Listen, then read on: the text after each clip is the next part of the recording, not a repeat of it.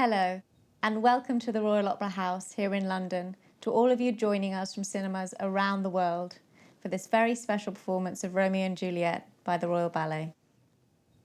I'm so thrilled to be dancing the role of Juliet, partnered by the wonderful Federico Bonelli as Romeo. We've danced together a couple of times, but never in these roles, and certainly never for such a large international audience. That's why it's so exciting, especially because it's Romeo and Juliet. It's an incredible story. It's honest, natural, sincere. Passionate, dramatic, wonderfully designed.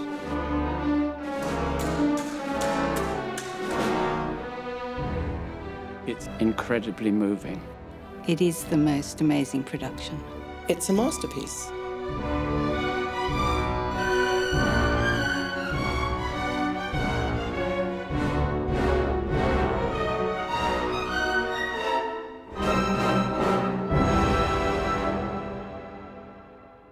Words really can't describe what this ballet means to me.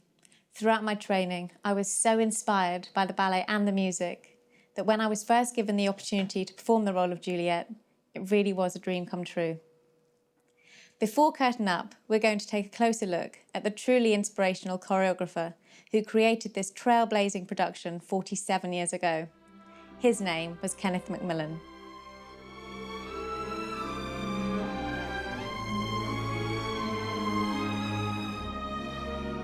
He changed the face of ballet in the 20th century.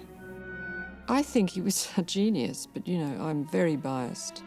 I haven't known that many creative geniuses in my life as closely as I knew Kenneth. Kenneth was fascinated by people, and he longed to get inside people's heads.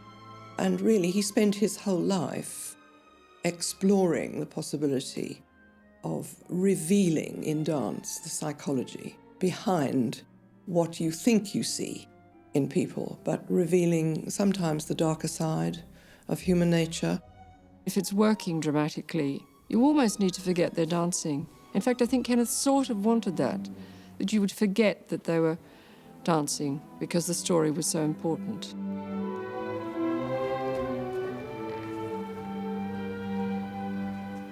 When Kenneth was asked if he'd like to do a three-act ballet, he was inspired to create Romeo and Juliet because of his response to the score by Prokofiev. If you just listen to the music, the story is there. The fighting, the lovers, pas de deux, the ballroom. The choreography fits the music like a glove. I was in the original production. This was a huge excitement for the company because we knew we were part of something very important. Kenneth was still young and confident and worked very quickly. He always worked quickly. I remember it very vividly.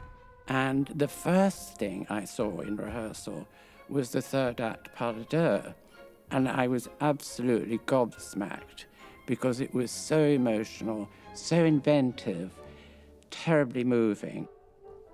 I was a student, and as a treat, of course, the students are always allowed to go to the dress rehearsals. And, it was the most breathtaking morning that I've ever spent. We couldn't wait for the opening night.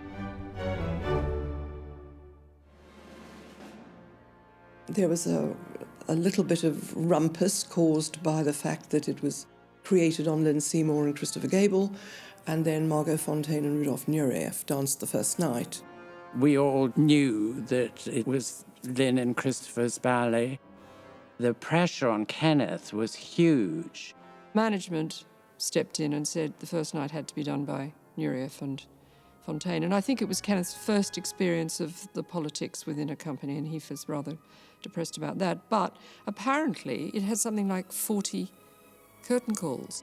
I don't think I've seen an ovation like that ever. The critics recognised that this was a major work, and it really put Kenneth on the map. Ballet audiences who'd been used to fairies and dancers with wings on their backs and pretending to be animals and things responded to what is actually a blood and guts fantastically meaty story.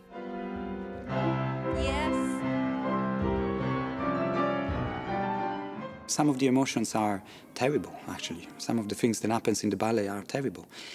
But the fact that you can actually go through those emotions is very rewarding. When it comes to the emotion of the ballet, it's more the poetry of the ballet than the book, but the feet look gorgeous. Yes. Once more. Everybody finds a completely different way to interpret both Romeo and Juliet, and it means that they're following the original design of the choreography, but it's the spaces in between. The challenge of the drama is very much in the choreography. Kenneth has done a wonderful job. Rather than really instruct and direct emotions, he was hoping that the emotions would come out of whoever he was working with.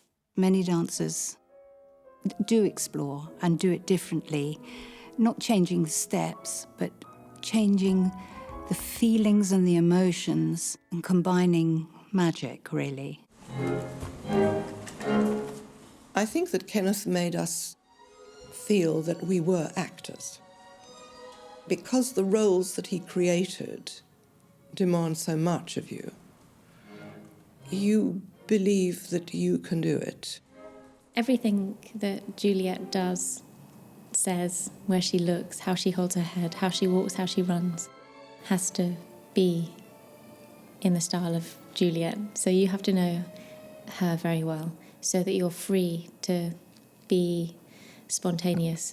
And there is this moment in the balcony pas de deux, a beautiful moment where Juliet runs away from Romeo, which chases after her, and he catches her by the hand. That moment where you catch her, how do you do it? Of course, you could do it in a balletic kind of way, but that's what Johnny was saying. Don't do that, you know, it's just Romeo and Juliet, and so you take your hand, standing on your 2 feet, and everything has to come from the emotion, the upper body, the face. I like that. Musically was right. It's da dee da lift, da dee da kiss, da, but you don't have to be as pedantic as that. You know, it's just that's the general thing. But you can come off it. It wants to look very natural and real there. So don't think it's up da dee da. I think the balcony pas de deux is very, very Kenneth. It's interesting because when you think it's reached its sort of climax, he then takes it further.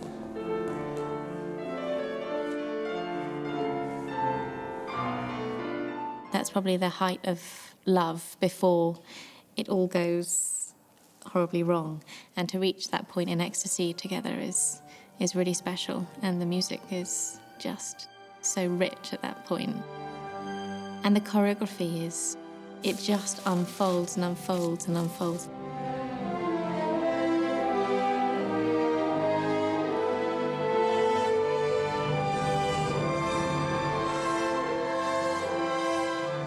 He always used to say the pas de deux are like the sort of jewel, and that everything else needs to support it, as if it were a jewel in a ring, and the support are all the bits of filigree and things around it that hold the jewel up. When you rehearse a kiss, you need to be in the mood, right? And so today we did it for the first time, and I'm sure it's going to be different next time we do it on stage, and that's the nice thing about this choreography.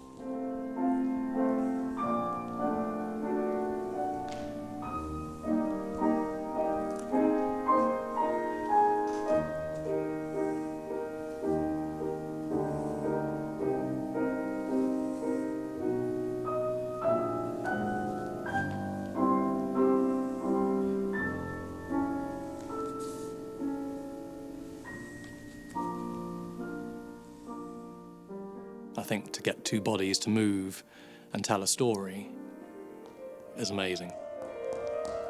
I'm watching and I've understood everything. And I don't know how he's done it. MacMillan must have had a really special way with people and with artists in the studio, and I wish I could have worked with him. I would have cherished every moment, I'm sure. MacMillan and his choreographies is one of the reasons why people want to dance with the Royal Ballet. And definitely one of the reasons why I joined the company, because I wanted to dance his ballets. What he was passionate about was saying to people, ballet isn't a stultifying art form. Kenneth was a movie nut. I think Kenneth would be so thrilled to think that ballet was being watched in the cinema and his Romeo and Juliet was being seen. I think he'd think Hollywood had called. He'd be absolutely tickle pink.